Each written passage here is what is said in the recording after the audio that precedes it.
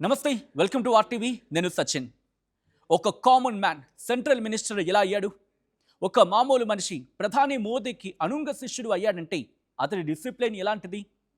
కొడుకు వల్ల తండ్రి పొలిటికల్ ఫ్యూచర్ డైలమాలో పడిందా? Telangana BJP fire brand leader Bandi Sanjay రాజకీయ జీవితం మసకబారుతోందా?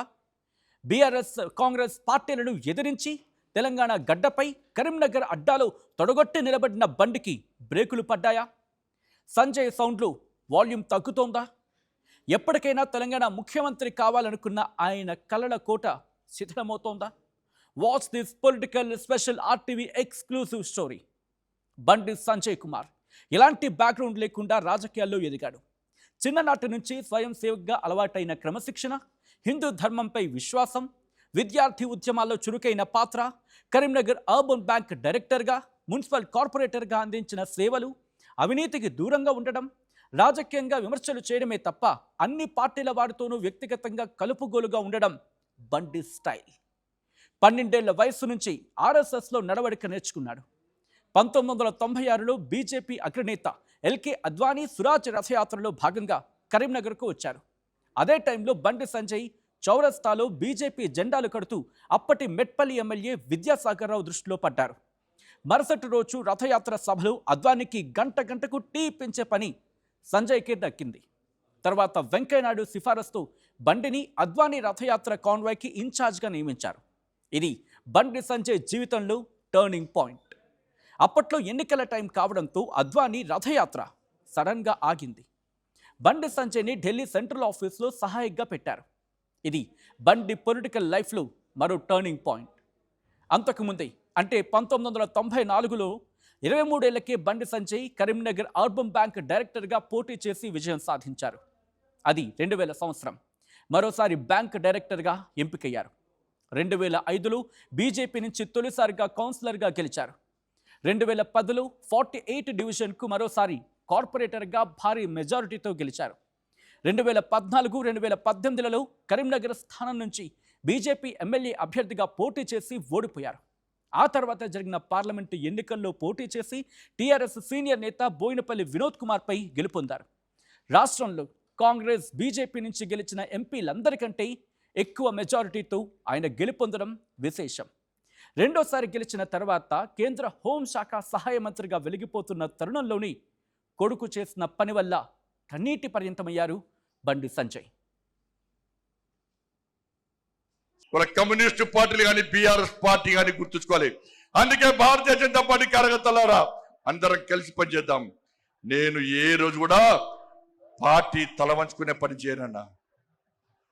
ఇలా పార్టీ కోసం పనిచేస్తాం. మేమందరం కూడా ప్రతి భారతీయ జనతా పార్టీ కార్యకర్త జై శ్రీరామ్, భారత్ మాతాకి జై అని నేను భారతీయ జనతా పార్టీ కార్యకర్తలని చెప్పి తలెత్తుకొని సగర్వంగా తలెత్తుకునే విధంగా పనిచేస్తుంది తప్ప పార్టీకి తల వంచే పని చేయనన్నా. చాతగాని మూర్ఖులు, ధైర్యంగా రాజకీయంగా ఎదుర్కోలేని దద్దమ్మలు ఇలా ఏదో చేసి బండి సంజయ్ని గాని భారతీయ జనతా పార్టీని ఇబ్బంది పడితే నేను ఫామ్ హౌస్ లో ఎలకను కాదన్నా. నేను నా అయ్య పేరు చెప్పి రాజకీయాలు రాలేదన్నా. నా తాత పేరు చెప్పి రాజకీయాలు రాలేదన్నా. ఏదో జెండా పెట్టి ఎత్తే రాలేదన్నా. నేను కాసేపు జెండాను, కమలపు జెండాను భుజం మీద మోసుకొని సామాన్య కార్యకర్తగా నా రాజకీయం ప్రారంభించి ఒక రాష్ట్రీయ స్వయం సేవకగా, ఒక ఏబీవీపీ కార్యకర్తగా, ఒక యువమోర్చా కార్యకర్తగా, ఒక నరేంద్ర మోడీ శిష్యునిగా భారతీయ జనతా పార్టీ కార్యకర్తగా పనిచేస్తున్నప్ప సగర్వంగా భారతీయ జనతా పార్టీ కార్యకర్తని తలెత్తుకొని తిరిగి పనిచేస్తున్నప్ప తల వంచే పని చెయ్యన్నా. నన్ను నమ్మండి అన్నా. తప్పుడు ప్రచారం నమ్మకండి అన్నా. మా ఎంబడి ఉండండి. ఇక వదిలిపెట్టే ప్రసక్తే లేదు.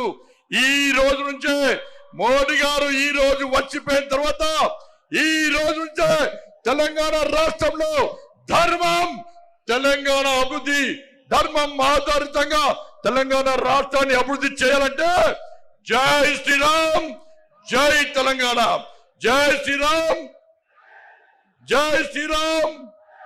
ధన్యవాదాలు. జై శ్రీరామ్. అది బండి సంజయ్ కొడుకు బండి సాయి భగీరథ్ పై నమోదైన పోక్సో కేసు తెలంగాణ రాజకీయాల్లో తీవ్ర సంచలనం సృష్టించింది. ఇది బండి సంజయ్ రాజకీయ భవిష్యత్తుపై ఖచ్చితంగా ప్రభావం చూపే అవకాశం ఉన్నప్పటికీ బండి రాజకీయ జీవితానికి చెక్ అని ఇప్పుడే నిర్ధారించలేం. ఎందుకంటే ఈ కేసు చుట్టూ జరుగుతున్న పరిణామాలు, పొలిటికల్ స్ట్రాటజీస్ దీనిని చాలా డిఫికల్ట్గా మార్చేశాయి. కొడుకు నిర్వాకం వల్ల బండి తీవ్ర మనోవేదనతో కన్నీటి పర్యంతమవుతున్నారు. మోదీ మీటింగ్లో భావోద్వేగంతో మాట్లాడారు. సాయి భగీరథ్పై పేట్ బషీరాబాద్ పోలీస్ స్టేషన్లో BNS section 74, 75 and POCSO sections కింద కేసులు నమోదయ్యాయి. అయితే ఇది హనీ ట్రాప్ కేసని భగీరథ్ సదరు అమ్మాయి కుటుంబంపై కేసు పెట్టాడు. తనని పెళ్లి చేసుకోవాలని వేధించి 5 కోట్లు డిమాండ్ చేశారని, హనీ ట్రాప్ చేశారని చెప్తున్నాడు. బట్ పోక్సో కేసు పవర్ ఎలాంటిదో స్పెషల్గా చెప్పక్కర్లేదు. ఇదే బండి సంజయ్కు టూ మచ్ హెడేక్ తెప్పిస్తోంది. పొలిటికల్గా అనువంత మచ్చలేని బండికి కొడుకు వల్ల పూర్తిగా రంగు పడింది. దీని నుంచి ఎలా బయటపడాలో దిక్కు తెలియక సంజయ్ హై టెన్షన్ పడుతున్నారు. ఇప్పటి వరకు ఎక్కడ తలవంచని బండి తలెత్తుకోలేకపోతున్నారు. తనను డైరెక్ట్గా ఫేస్ చేయలేక రాజకీయ కుట్ర చేస్తున్నారని గంభీరంగా చెబుతున్నా కూడా ఇష్యూ ఆల్రెడీ పీక్స్కు చేరుకుంది. సేమ్ టైం మోదీ పర్యటన వల్ల ఈ కేసును కాసేపు ప్రభుత్వం పక్కన పెట్టిన మోదీ వెళ్ళగానే సీరియస్గా టేకప్ చేసింది, సిట్ ఏర్పాటు చేసింది. ఇదే ఇప్పుడు బండి మైలేజ్ను టోటలీ డ్యామేజ్ చేస్తోంది. ఇన్నాళ్ళు బండిని కామెంట్ చేయాలంటేనే భయపడే పార్టీలు సైతం ఇప్పుడు డైరెక్ట్ అటాక్ చేస్తూ నిద్రపోనివ్వడం లేదు. సెంట్రల్ మినిస్టర్ పదవికి రిజైన్ చేయాలని డిమాండ్ చేస్తున్నాయి. దీనికి తోడు భగీరథ్పై పోక్సో కేసు పెట్టారని తెలిసిన వెంటనే సోషల్ మీడియాలో అతడి ఓల్డ్ వీడియోలు టాప్ రేటింగ్లో ఉన్నాయి. యూనివర్సిటీ ర్యాగింగ్, దాడులు, గొడవల వీడియోలు వైరల్ కావడం బండికి చాలా బ్యాడ్ నేమ్ తెచ్చిపెడుతోంది. సిట్టు విచారణలో భగీరథ్ దోషిగా తేలితే పోక్సో కేసు కింద 10 ఏళ్ల నుంచి 20 ఏళ్ల వరకు జైలు శిక్ష పడే అవకాశం ఉంది. ఇది తండ్రిగా సంజయ్ని కుంగిపోయేలా చేస్తుంది. ఒకవైపు కొడుకు జైలుకి, తన రాజకీయ జీవితం ఇంటికి అన్నది సంజయ్కి తెలియంది కాదు. ఒకవేళ ఇది హనీ ట్రాప్ అని భగీరథ్ నిర్దోషిగా బయటకు వస్తే బండికి మళ్ళీ మైలేజ్ రావచ్చు. బట్ మ్యాటర్ చాలా దూరం వెళ్ళింది.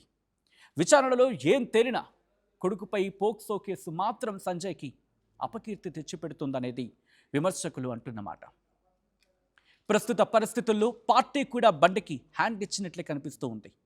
ఆల్రెడీ తెలంగాణ బీజేపీ అధ్యక్షుడు రామచంద్రరావు ఇదంతా సంజయ్ కుటుంబం విషయం, అవును ఇదంతా సంజయ్ కుటుంబ వ్యవహారం, పార్టీకి దీనికి సంబంధం లేదు అని చెప్పేశారు. ఆయన ఏమన్నారో చూద్దాం. లీగల్ మ్యాటర్, అదే కుటుంబంలో జరిగినటువంటి ఒక ఇన్సిడెంట్, పార్టీకు అది సాహసం లేదు. It's a legal matter. Law will take its own course of action. Bandi Sanjay గారు మా నేత, మా మినిస్టరు, ఆయనకు ఈ యొక్క దీంతో ఎపిసోడ్ సంబంధం లేదు.